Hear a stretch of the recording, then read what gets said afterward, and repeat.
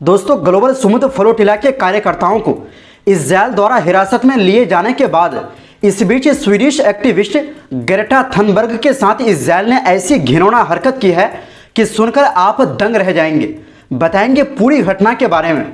इनके अलावा अगली खबर में आपको बताएंगे, क्या हथियार छोड़ने को तैयार हो गया हमास? क्या सारे हथियार मिस्र को सौंप दिए जाएंगे? इस खबर को लेकर हमास के सीनियर लीडर ने बड़ा बयान दिया है और सच्चाई क्या है सामने आ गई। इसी के साथ आपको बताएंगे, अब वेनेजुएला के साथ आया रूस, अमेरिकी हमले को बताया उकसाने वाला खतरनाक। तो बिना समय गंवाए खबरों की शुरुआत करते हैं। दोस्तों, स्वीडन के मशहूर पर्यावरण कार्यकर्ता ग्रेटा थनबर्ग को गाजा के लिए रवाना हुए एक राहत जहाज बेड़े यानी फ्लोटिला में हिस्सा लेने के बाद इजरायली सेना ने हिरासत में ले लिया था, जैसे कि आप सभी को पता ही होगा। अब द गार्जियन और अनादोलू एजेंसी की रिपोर्ट के मुताबिक इजरायली अधिकारियों ने उनके साथ घिनौनी हरकत की है। उन्हें हिरासत में इजरायल के झंडे पकड़कर तस्वीरें खिंचवाने पर मजबूर किया गया। स्वीडिश विदेश मंत्रालय के एक ईमेल के अनुसार, जो ग्रेटा के करीबी लोगों को भेजा गया था, जेल में उनसे मिलने गए दूतावास अधिकारी ने बताया कि उन्हें सख्त व्यवहार झेलना पड़ा और खाने पीने की सुविधाएं बेहद खराब थी। इसमें कहा गया, एक अन्य कैदी ने बताया कि उसने देखा कि ग्रेटा को झंडे पकड़कर फोटो खिंचवाने के लिए मजबूर किया गया। ग्रेटा को शक है कि उनकी वो तस्वीरें कहीं फैलाई गई है।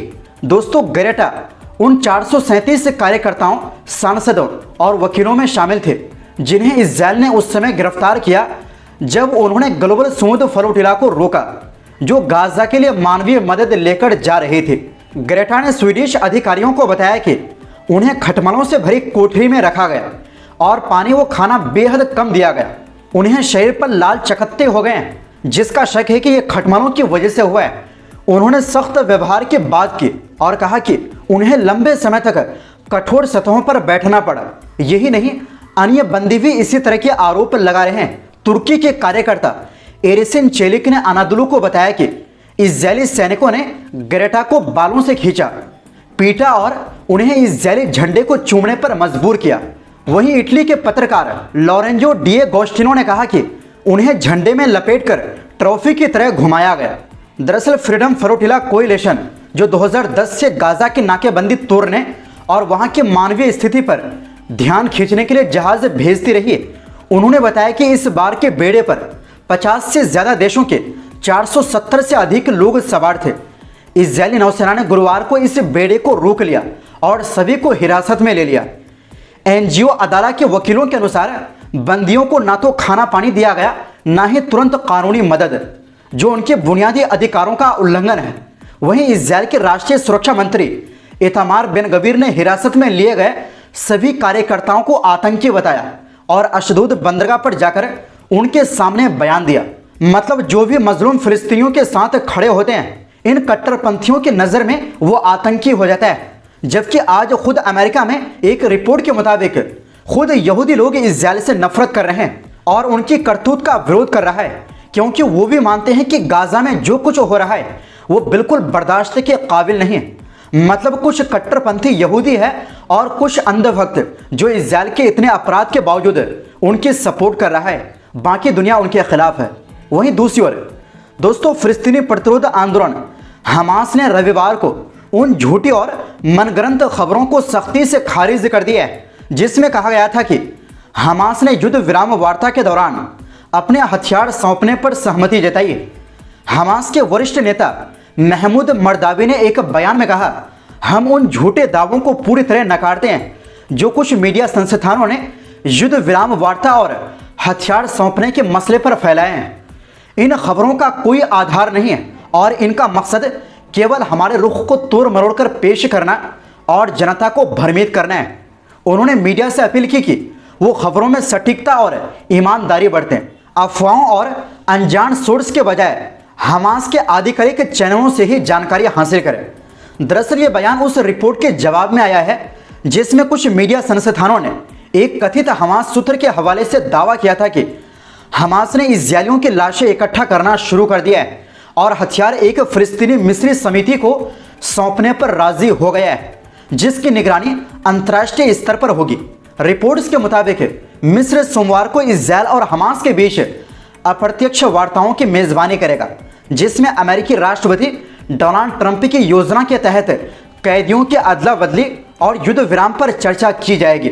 मिस्र के विदेश मंत्रालय ने कहा कि इन वार्ताओं में मैदान की स्थिति, सभी बंदियों और कैदियों की रिहाई और युद्ध को खत्म करने के रास्ते पर विचार किया जाएगा, ताकि फिलिस्तीनी जनता की पीड़ा को रोका जा सके। ध्यान रहे कि 29 सितंबर को ट्रंप ने एक 20 पॉइंट वाली योजना पेश की थी, जिसमें गाजा में कैद इजरायली नागरिकों की रिहाई, युद्ध विराम और हमास को हथियारों से मुक्त करना शामिल है। इजरायली सरकार के अनुसार गाजा में 48 इजरायली बंदी हैं, जिनमें से लगभग 20 जिंदा है, जबकि इजरायली जेलों में 11,100 से ज़्यादा फिलिस्तीनी कैदी हैं, जिन्हें यातना, भूख और इलाजों जैसी लापरवाही का सामना करना पड़ रहा है। मानवाधिकार संगठनों और मीडिया रिपोर्टों के मुताबिक कई फिलिस्तीनी कैदियों की मौत जेलों में इसी बर्बरता के कारण हुई है। वहीं दूसरी ओर दोस्तों, रूस ने अमेरिका पर जमकर निशाना साधा है, क्योंकि अमेरिका ने शुक्रवार को वेनेजुएला के तट के पास एक नाव पर हमला किया था, जिसमें 4 लोग मारे गए। अमेरिका का दावा है कि वो नाव नशे की तस्करी कर रही थी, लेकिन रूस का कहना है कि ये हमला बेहद खतरनाक कदम है, जो पूरे कैरेबियन इलाके में आग भड़का सकता है। रूसी विदेश मंत्री सर्गेई लावरोव ने वेनेजुएला के विदेश मंत्री इवान गिल से फोन पर बात की और इस हमले की कड़ी निंदा की। उन्होंने कहा, अमेरिका जिस तरह से कैरेबियन सागर में सैन्य कार्रवाई बढ़ा रहा है, उससे पूरे क्षेत्र की शांति खतरे में है। रूस ने साफ कहा कि वो इस वक्त वेनेजुएला की सरकार और उसके लोगों के साथ पूरी मजबूती से खड़ा है। वहीं अमेरिकी रक्षा मंत्री पीट हेगसेथ ने फॉक्स न्यूज से बात करते हुए कहा कि उन्हें ऐसे ऑपरेशन के लिए पूरी मंजूरी मिली हुई है।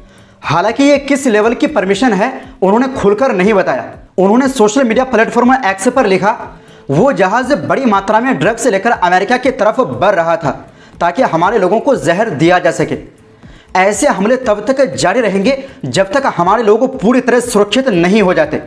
अमेरिका ने इस हमले का वीडियो भी जारी किया, जिसमें एक नाव समुद्र में चलती नजर आती है और अचानक उस पर बम गिरते हैं, जिसके बाद वो तेज धमाके से उड़ जाती है। अमेरिका ने दावा किया है कि जिस नाव पर उसने हमला किया उसमें ड्रग्स के आतंकी सवार थे, लेकिन कोई ठोस सबूत नहीं दिखाया। ये चौथा ऐसा हमला है जिसमें अब तक 21 लोगों की मौत हो चुकी है। राष्ट्रपति डोनाल्ड ट्रंप ने कांग्रेस को बताया कि उनकी सरकार ने ड्रग्स कार्टेल्स के सदस्यों को गैर कानूनी लड़ाके घोषित कर दिया है और अब उनके खिलाफ युद्ध जैसी कार्रवाई की जा रही है। ट्रंप ने कहा, हमारे ऑपरेशन के बाद दक्षिण अमेरिका से आने वाला नशा रुक गया है।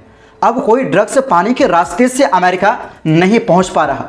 जल्द इसका दूसरा फेज शुरू होगा। वहीं वेनेजुएला के राष्ट्रपति निकोलस मादुरो ने अमेरिका पर आरोप लगाया है कि वो उन्हें सत्ता से हटाना चाहता है। वेनेजुएला के रक्षा मंत्री जनरल व्लादिमीर पाद्रिनो ने कहा, अमेरिका की यह हरकत सीधी धमकी और हमारे देश की सुरक्षा के लिए बड़ा खतरा है। वाशिंगटन ने इस हमले को आत्मरक्षा और आतंकवाद रोधी नीति के तहत सही ठहराया, लेकिन कई कानूनी विशेषज्ञों का कहना है कि अंतर्राष्ट्रीय जल क्षेत्र में किसी नाव पर बमबारी करना कानून और मानव अधिकारों का खुला उल्लंघन है। इसे किसी भी हाल में जायज नहीं ठहरा जा सकता। तो दोस्तों, फिलहाल के लिए इस रिपोर्ट में बस इतना ही। आपसे गुजारिश है, हमारी सपोर्ट के लिए वीडियो को लाइक और शेयर जरूर करें। बहुत बहुत शुक्रिया। अल्लाह हाफिज।